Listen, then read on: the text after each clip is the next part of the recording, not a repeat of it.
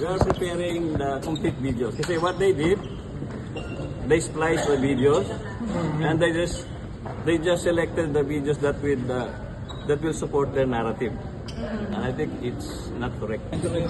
Bishop, bisita natin. Sir, the Senate was not under attack, sabi ng DIL.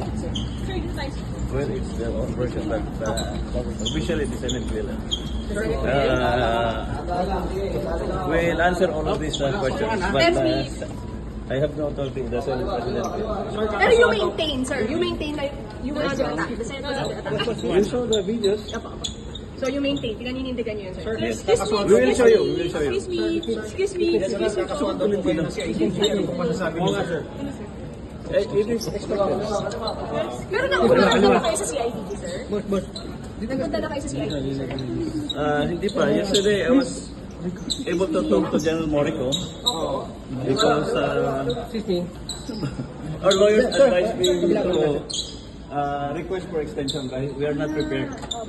But we have already provided them with all of the evidence. It is not true that we are withholding evidences. CCTV, firearms, yung mga tao na we will submit everything. Okay, sabi nila DILG. Wala daw, sir. May security meeting na. Not true. Hindi wala kayo doon, sir? Wala kayo doon, sir? I presided the meeting. There was no invader. Okay. Walang sinabi na magsisecure ang NBI. Walang sinabi na magsisecure ang NBI. Our meeting is about the impending impeachment, security preparation. I invited the security manager of GSIS. He was there. He didn't say anything about the NBI arrival here. So it's all. Sir, minimaintain naman na isang shot lang ang ginawa niyo, sir. Tatlo daw kasi, sir. Boss. Wala ka ba sa Senate? Okay, hihindigan ba kayo, sir? Wala ka tang, sir?